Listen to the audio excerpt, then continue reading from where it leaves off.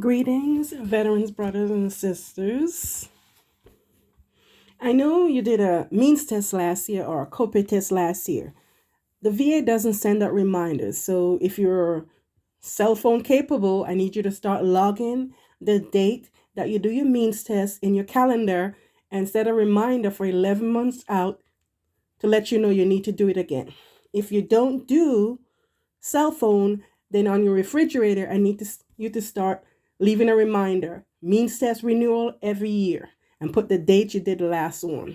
It's very important because if you didn't get billed for visits or medication last year, you want to pay attention and don't be surprised by a bill coming the following year, a year later.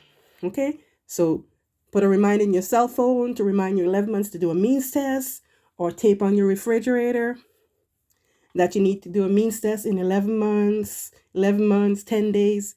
Just make sure you do it within enough time that you don't end up getting a surprise bill because the visits add up.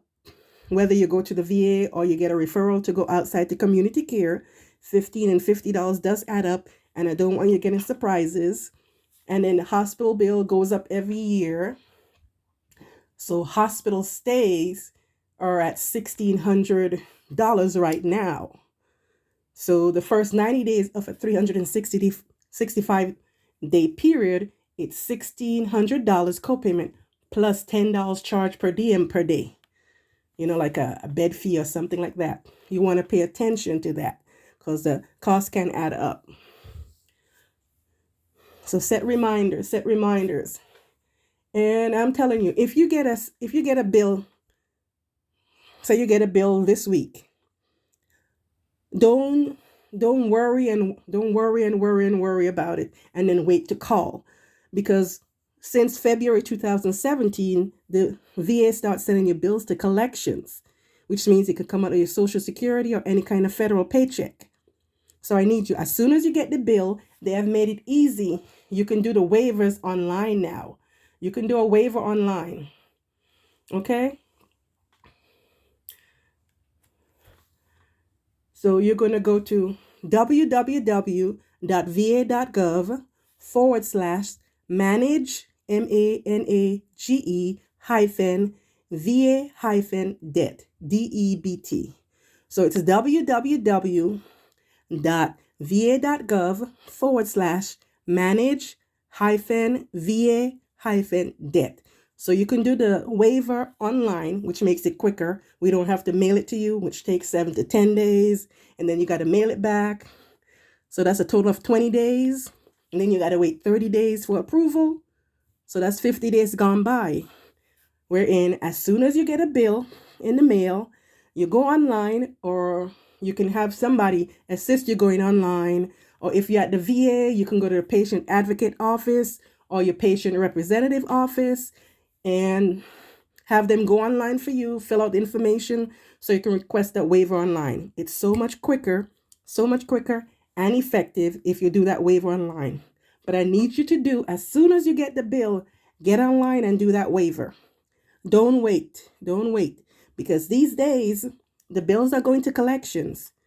And when they go to collections, collection charges a fee. Okay? And I want you to be keeping that money in your pocket. So as soon as you get a bill in the mail, get online, have somebody help you get online so you can do that waiver request. Okay? Because I want you to be able to keep that money in your pocket. And in order to prevent those bills from coming, I need you to be doing a means test every year at the same time. So if last year you did a means test March 1st, you want to make sure this year, by the 28th of February, you do your means test. And make sure you're putting down your expenses. So if you paid for medication at the VA or doctor's visit at the VA, you call in and get the payment history so you can find out how much you paid.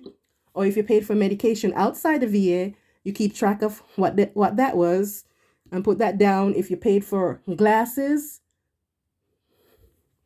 you put that down. That's a medical expense. Your Medicare premium deductions is a medical expense. Your insurance premiums is a medical expense. If you had home health care and you paid for that, that's a medical expense. If you went to an appointment at the VA, well, we don't pay tolls at the VA. But if you went to a medical appointment and you had to pay tolls or parking when you went to that medical appointment, that's a medical expense. So dental care is a medical expense.